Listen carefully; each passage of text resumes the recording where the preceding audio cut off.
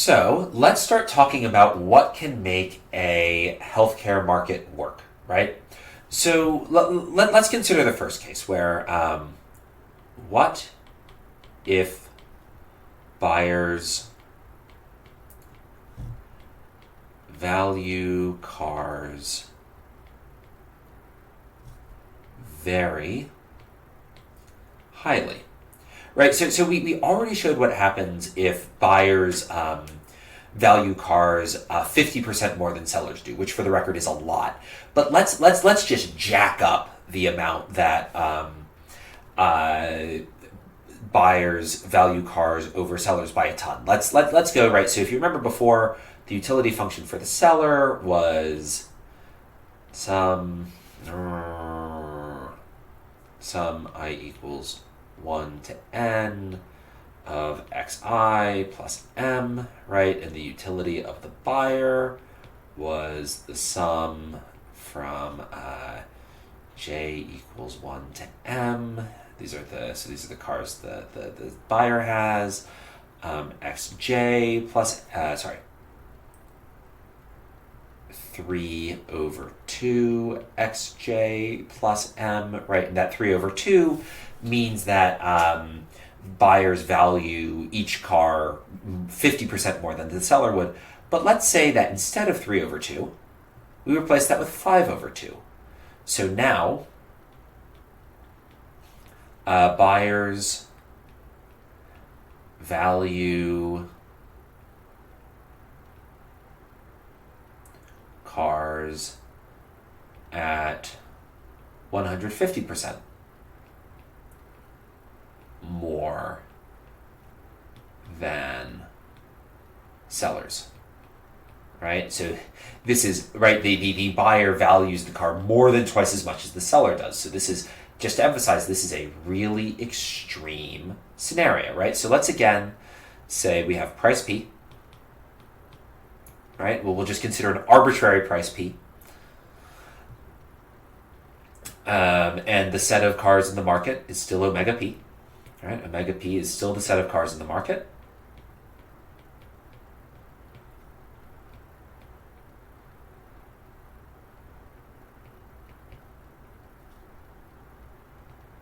It's the set of cars sellers are willing to sell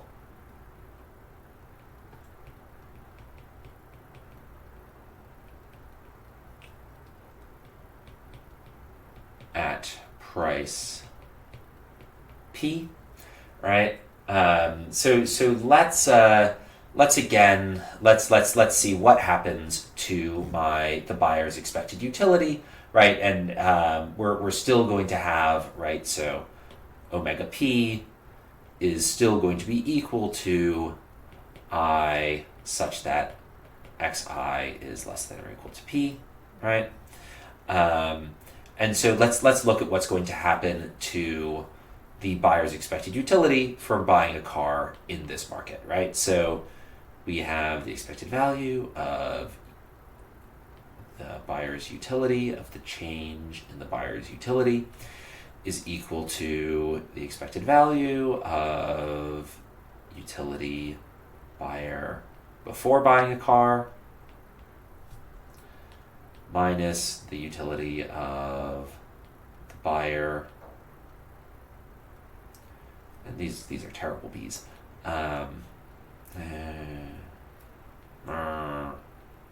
Good enough. From after buying a car. And this is equal to the expected value from j equals 1 to m. Right, 5 over 2 xj plus 5 over 2 xn plus 1 plus m. This is m plus 1, right? This is the next car that the buyer is buying. Plus m minus p. I'll make that capital M to be more consistent over time. And we're going to subtract sum from j equals 1 to m, 5 over 2xj plus m, right? And that's going to be equal to 5 over 2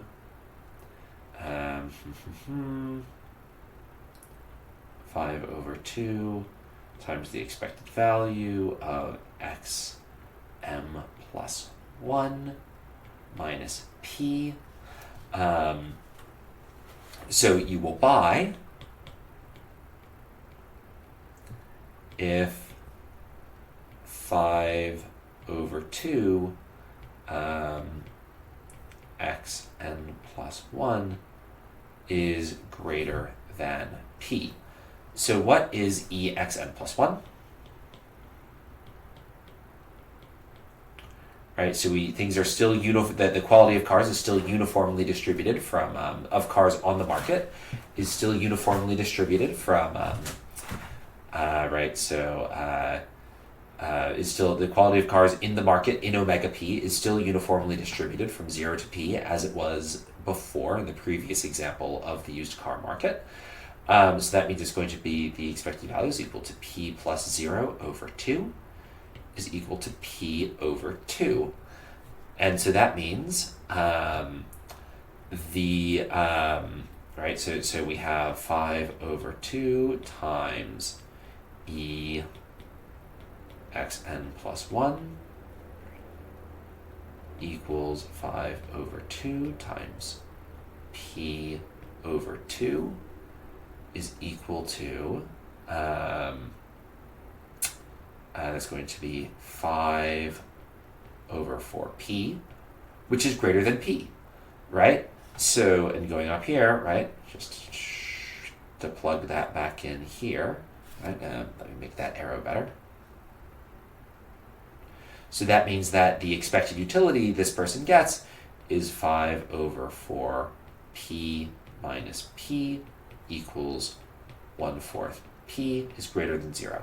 So if there's a big enough gap between the buyer's and the seller's valuation of the car being sold, the market can still go, right? So we're not doomed. Not all markets are guaranteed to break down.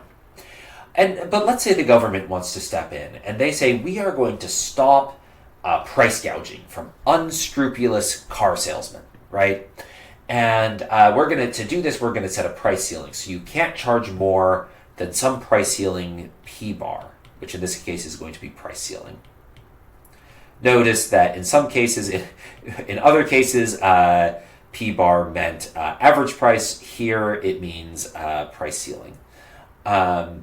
So let's consider what happens if, okay, so does this change anything? And the answer is no, right? So if the market price is less than or equal to P bar, nothing changes.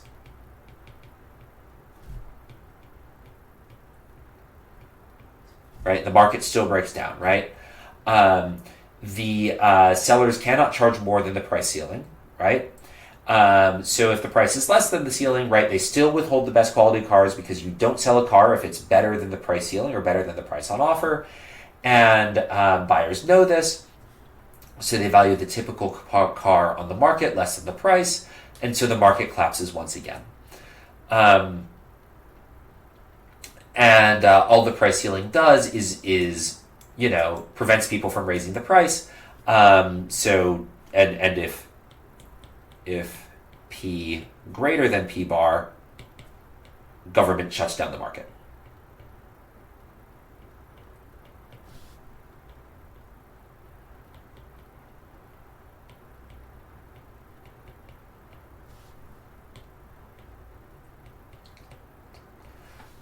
So the market still collapses.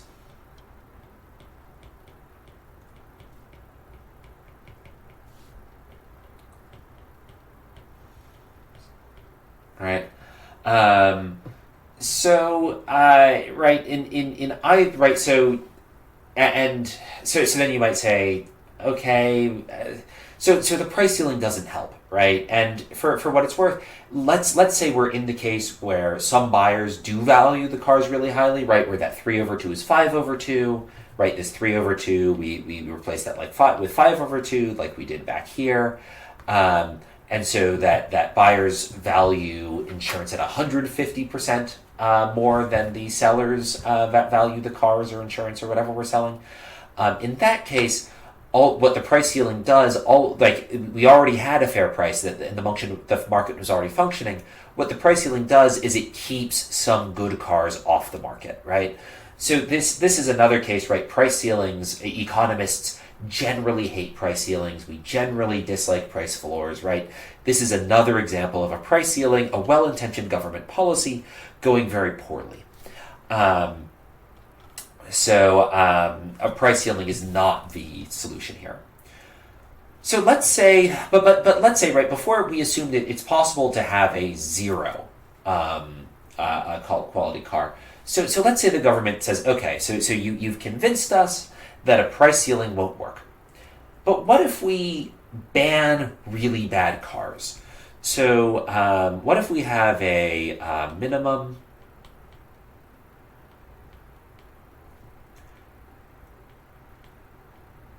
that's not who's called guaranteed.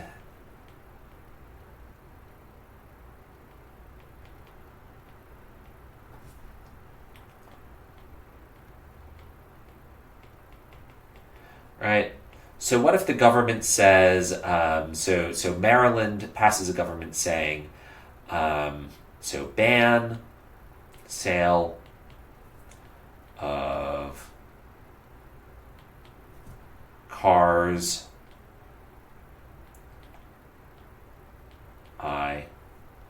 with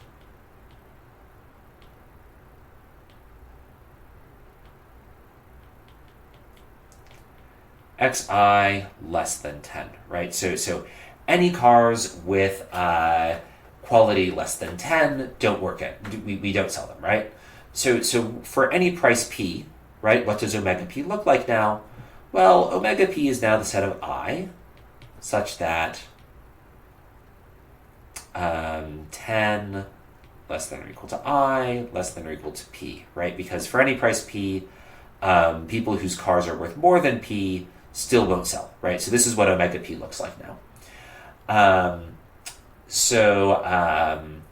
What does this look like on the handy-dandy graph that we've been coming back to repeatedly here, right? So, because this is different than the previous graphs. No.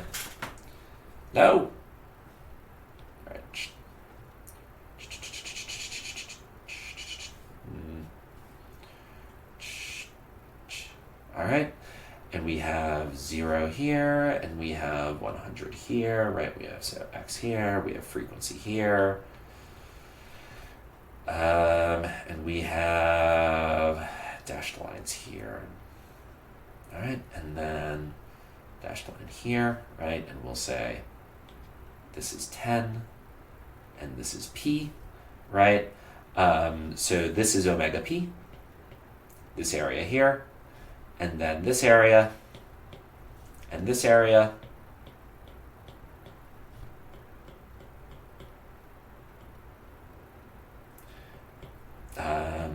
cars not up for sale, right? So this is omega P, right? So in this world, right, what is the expected value of xi?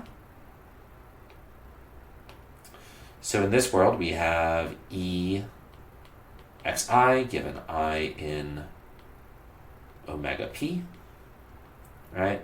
You'll notice that this sort of omega P here is uniformly distributed between 10 and P, right? So this is going to be equal to P plus 10 over 2. What's our expected value from our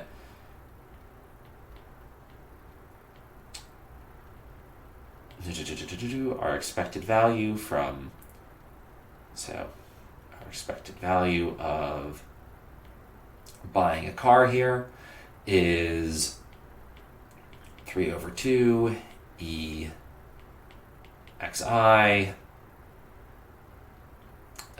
given I is in omega p,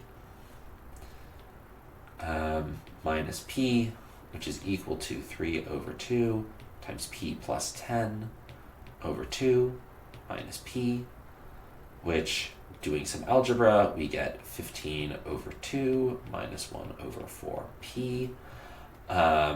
So that means that E delta UB, right, is equal to, right, 15 over 2